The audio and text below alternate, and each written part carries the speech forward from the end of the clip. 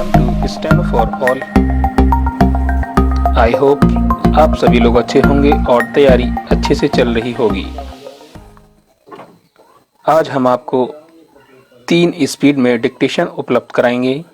पहली होगी 70 शब्द प्रति मिनट, दूसरी 80 शब्द प्रति मिनट और तीसरी होगी 90 शब्द प्रति मिनट। तो चलिए डिक्टेशन स्टार्ट करते हैं। 70 शब्द प्रति मिनट की गति से हिंदी डिक्टेशन। तैयार रहें।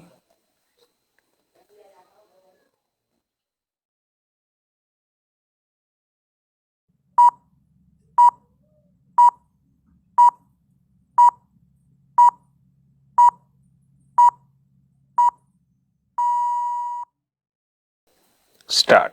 सीमा पर चीन के साथ गतिरोध के बीच हिमाचल प्रदेश में मनाली को लाहौल स्फीति से जोड़ने वाली अटल टनल का प्रधानमंत्री द्वारा किया गया लोकार्पण सामरिक दृष्टि से बेहद महत्वपूर्ण है। ऐतिहासिक महत्व की इस सुरंग को जनता के लिए खोलने का यह अवसर इसलिए भी रेखांकित करने लायक था क्योंकि कोरोना के कारण 6 महीने बाद किसी जनसभा में प्रधानमंत्री नरेंद्र मोदी की यह पहली मौजूदगी थी। प्रधानमंत्री ने इस अवसर पर देशवासियों को बधाई देने के साथ साथ इसके निर्माण में हुए विलंब का भी जिक्र किया। उल्लेखनीय है कि पूर्व प्रधानमंत्री अटल बिहारी वाजपेयी ने वर्ष 2002 में इस टनल की अप्रोच रोड का उद्घाटन किया था। करीब 3,200 करोड़ की लागत से 10 साल में तैयार 9.2 किलोमीटर लंबी यह हाईवे टनल इंजीनियरिंग का अद्भुत उदाहरण था। तो इस सुरंग के तैयार हो जाने से मनाली से लेह लद्दाख तक के सफर में 46 किलोमीटर और करीब 5 घंटे की कमी आई है। अटल टनल चीन से लगती सीमा तक पहुंचने का तीसरा रास्ता है और इसके जरिए किसी भी मौसम में बहुत कम समय में वहां तक पहुंचा जा सकता है। यह सुरंग वर्ष भर लद्दाख से संपर्क बनाए रखने के साथ साथ सेना को सीमावर्ती क्षेत्रों से जोड़े रखने में सामरिक लाभ प्रदान करेगी और इसके जरिए लद्दाख में तैनात फौजियों को सर्दियों में भी हथियार और राशन की आपूर्ति आसानी से हो सकेगी। सामरिक महत्व के अलावा पर्यटन और अर्थव्यवस्था को भी इससे बहुत लाभ होगा और विकास की नई संभावनाएं बनेंगी।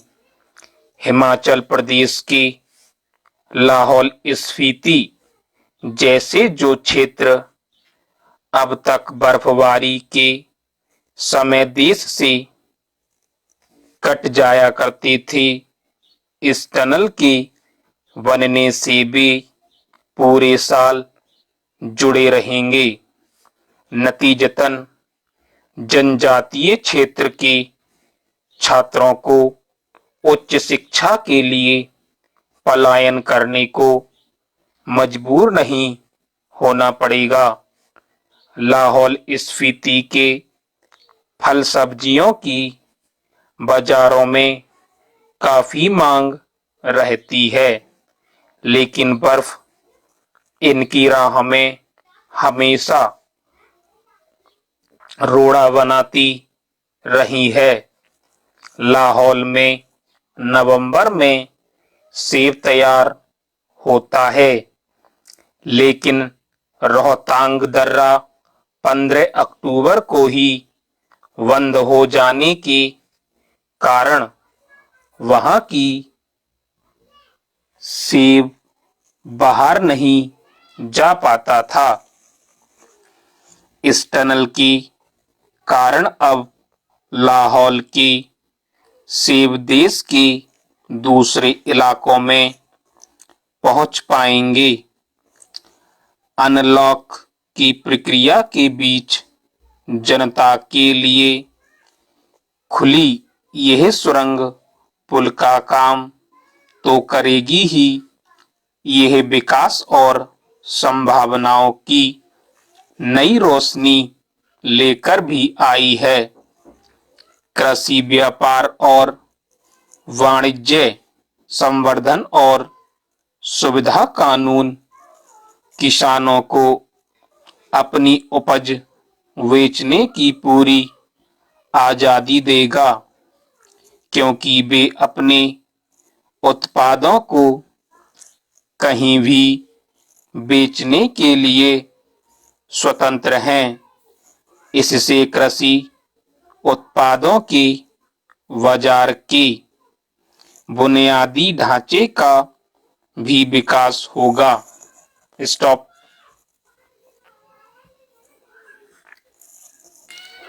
80 शब्द प्रति मिनट की गति के लिए तैयार रहें।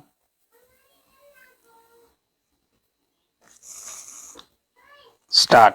राष्ट्रपति रामनाथ कोविंद के दस्तखत के बाद तीनों कृषि विधेयक अब कानून बन चुके हैं, लेकिन पिछले दिनों जब संसद से ये तीनों विधेयक पारित हुए थे, तब देश के दूसरे हिस्सों की तरह तमिलनाडु में भी राजनीतिक तूफान उठ खड़ा हुआ था। सहयोगी भाजपा के साथ कई मुद्दों पर कथित मतभेद के बावजूद सत्तारूढ़ अन्ना द्रमुक जहां इन कानूनों का समर्थन कर रहा है, वहीं स्टालिन के नेतृत्व में मुख्य विपक्षी दल द्रमुक भाजपा से संबंधित हर चीज का विरोध कर रहा है और अपने सहयोगियों के साथ इनके खिलाफ विरोध प्रदर्शन कर रहा है। हाल ही में द्रमुक ने राज्य भर में अपने सहयोगी दलों कांग्रेस, एमडीएमके, वीसीके इत्यादि के साथ विरोध प्रदर्शन किया, जिसमें स्टालिन किसान के वेश में शामिल हुए।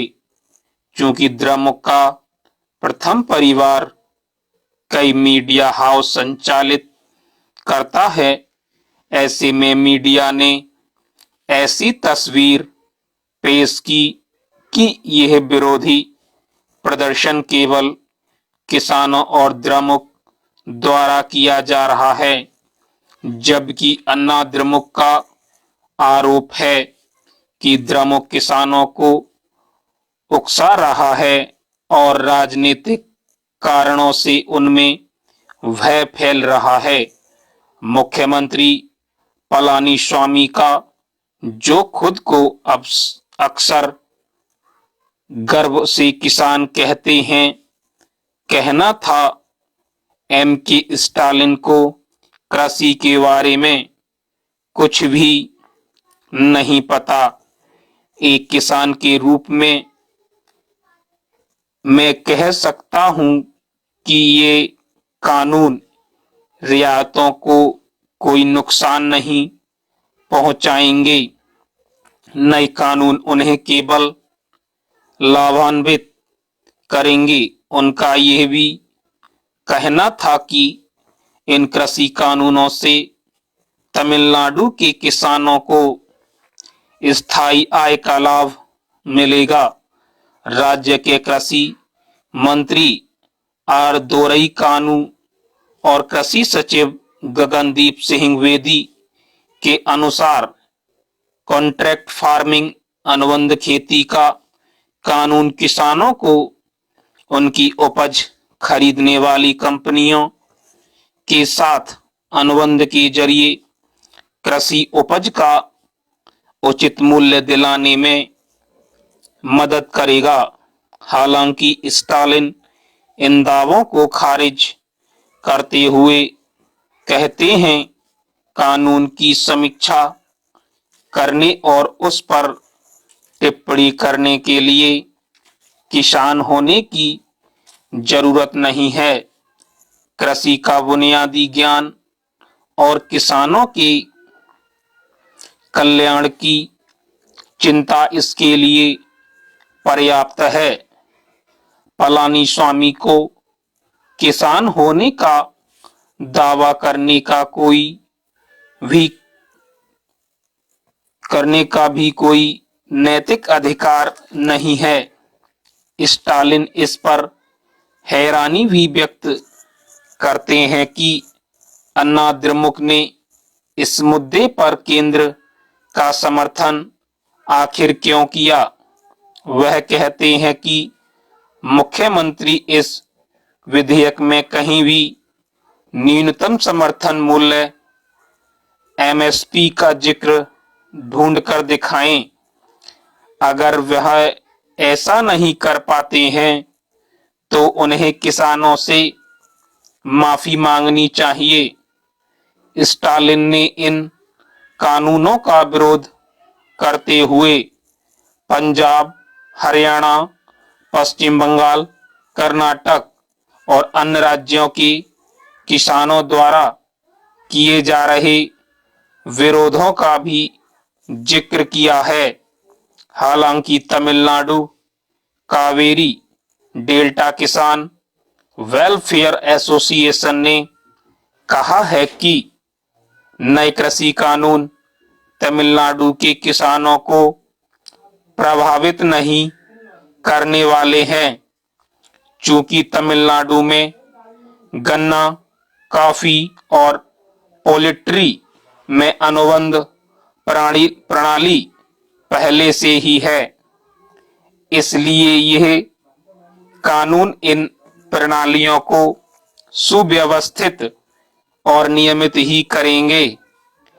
इस कानून में ऐसा कोई प्रावधान नहीं है जो किसानों पर दबाव बनाए या उसे प्रभावित करे। स्टॉप।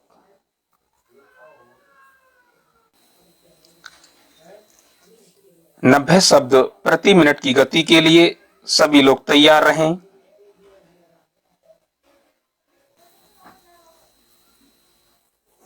स्टार्ट।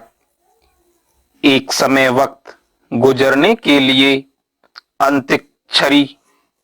अंताक्षरी, ताश और दूसरे घरेलू खेलों का सहारा लिया जाता था।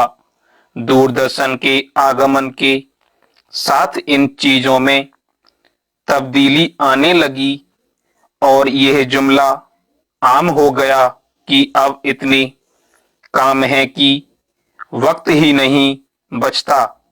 पर भागदौड़ भरी जिंदगी के बीच हाल के वर्षों में खाली वक्त ने इतनी जोरदार वापसी की है कि देश दुनिया की तमाम कंपनियां टाइम पास के हमारे शगल को भुनने की कारोबारी कसरत में जुट गई हैं।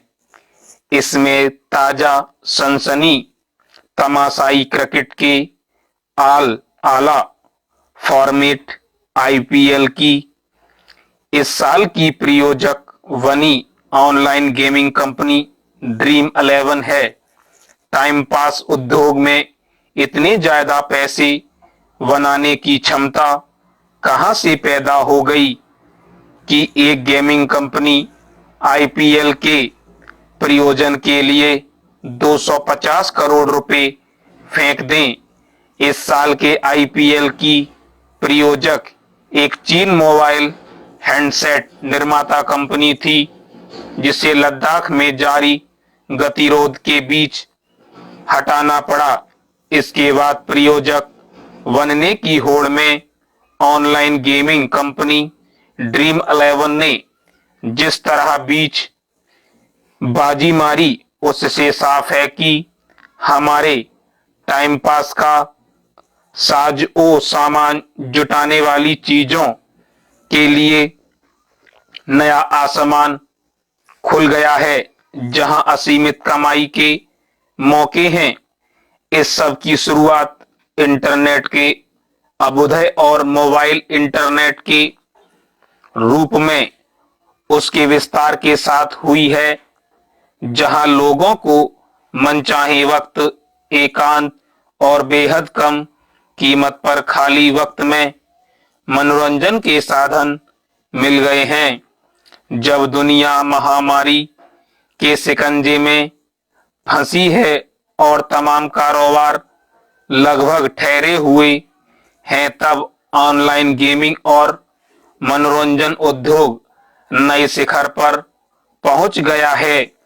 लॉकडाउन के और अनलॉक के बीच जिन चीजों की मांग और जिन कंपनियों के व्यवसाय में वृद्धि हुई, उनमें सबसे अहम भूमिका उस मनोरंजन उद्योग की है जिसे अब टाइम पास इंडस्ट्री भी कहा जाता है।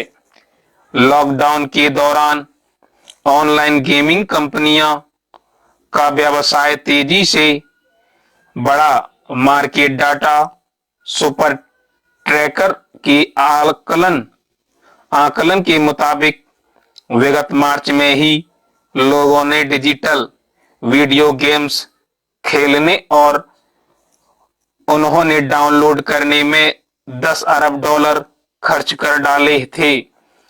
ऐसी ही स्थिति ऑनलाइन गेमिंग जैसे पबजी, कंसोल गेमिंग और पर्सनल कंप्यूटर पर खेले जाने वाले गेम्स की रही, क्योंकि लॉकडाउन की शुरुआत में ही इनका व्यवसाय अरबों डॉलर तक बढ़ गया। स्मार्टफोन पर खेले जाने वाले ऑनलाइन गेम्स पर मार्च में दुनिया में 5.7 अरब डॉलर खर्च किए गए थे। इन खेलों के अलावा टाइम पास इंडस्ट्री में जिन चीजों पर सबसे ज्यादा दबाव लग रहा है, उनमें रमी कार्ड गेम, अपनी आईपीएल टीम बनाने और कार रेसिंग जैसे प्रीमियम मॉडल पर चलने वाले गेम्स हैं। ऐसे कई खेल शुरुआती चरणों में मुफ्त उपलब्ध होते हैं, जबकि ज्यादा रोमांच का एहसास करने वाले 2% खिलाड़ी ऊंचे चरणों के लिए प्रीमियम का भुगतान करते हैं। ये 2% का आंकड़ा भी काफी आकर्षक है, क्योंकि इसी के बल पर ड्रीम 11 जैसी कंपनियां अरबों का कारोबार करने लगी हैं। व्यवसाय पर कब्जे की होड़ का ही नतीजा है कि हाल में पेटीएम से गूगल का विवाद हो गया। पेटीएम ने आईपीएल को भुनाने की कोशिश के तहत स्क्रैच कार्ड और कैशबैक का एक नया ऑफर ग्राहकों के लिए पेश किया था, जिसे गूगल ने अवैध बताते हुए पेटीएम को प्ले स्टोर से कुछ समय के लिए हटा दिया। टाइम पास इंडस्ट्री का एक विस्तार OTT over the top content का भी है। स्टॉप। आप सभी को ये हमारा डिक्टेशन का तरीका अच्छा लगा हो तो लाइक करें, शेयर करें और कमेंट करना ना भूलें। अगर आप कोई सुझाव चाहते हैं तो आप कमेंट बॉक्स में लिख सकते हैं। धन्यवाद।